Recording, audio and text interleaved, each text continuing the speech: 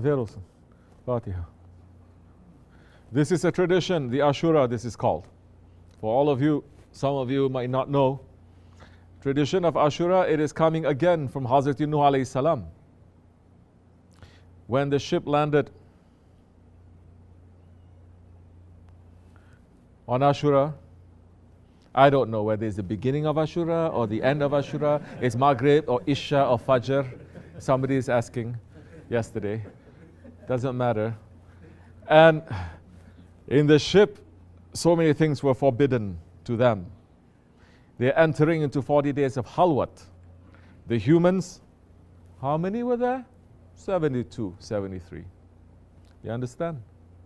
In fact, some awliya Allah, they are saying, it is written, the whole ship, of course, it's not just a ship. Huh? Shaykh Effendi is saying it took it, 200 years to build that ship. Huh? And every plank, every piece of wood in that ship, it is written for protection and prayers and names. Some awliya are saying it is made up of 124,000 and it's written the names, pieces of wood, it's written the names of the prophets, including the Holy Prophet ﷺ, his Ahlul Bayt and the Sahaba Kiram. It has to be.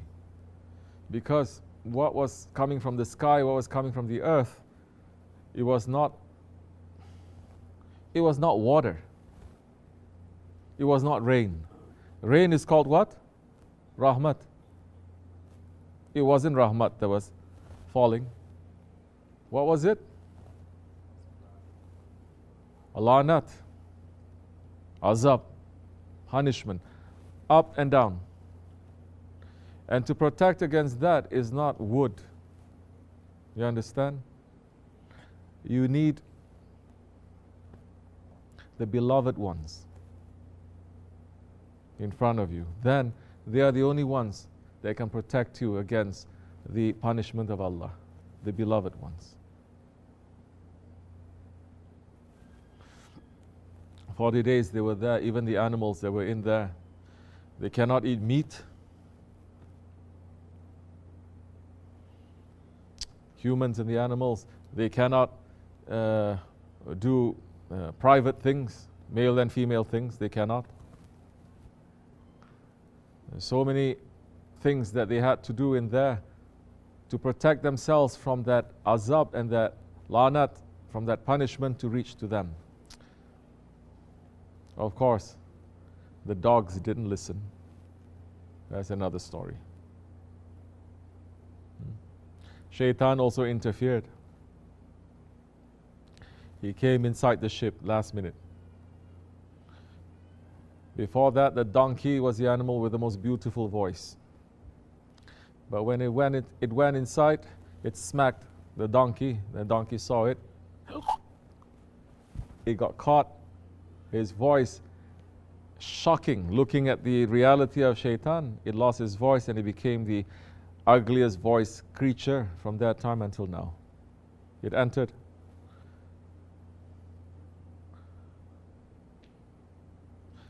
And when it landed, first Nuh alayhi salam sent 2 birds to go out to see whether the rain had settled and if there was any dry land to go. He sent the dove and he sent the crow, the raven. At that time, both were colored completely white, pure. When the dove went out and it saw some green leaves and it plucked to bring it to Nuh alayhi salam, but the raven went out and it saw so many dead animals around and its ego took over, pulling itself to forbidden things to eat. Just like today's people. Halal is there, they're not eating. They eat from the forbidden things. More than forbidden. The things that today's people they eat, you don't have to belong to any religion to say it is forbidden. You just look at the creature and says, why you have to eat a bat? Why you have to eat the snake? And you are eating it also not for, let's say, some special quality, a medicine or something that is coming. You're eating it for fun, for taste. What happened to that animal that started to eat all these dead animals that is there? That raven, it turned completely black. And when the dove landed on some water that was still receding, that water was the azab of Allah. It was not water, like I said, it's not rahmat, it is not mercy. It was acid, and it burned its legs. And the mark that animal is happy to carry from that time until now.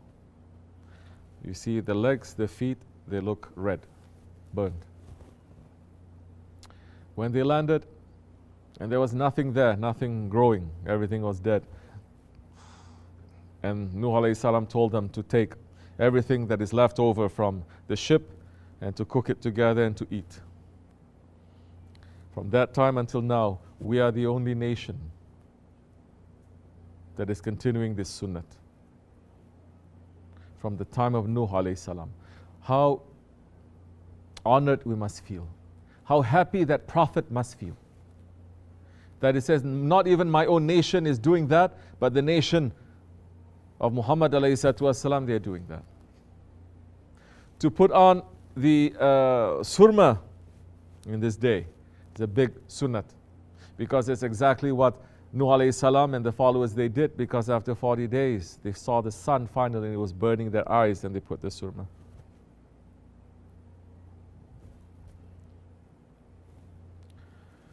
On this day, to pat the head of an orphan.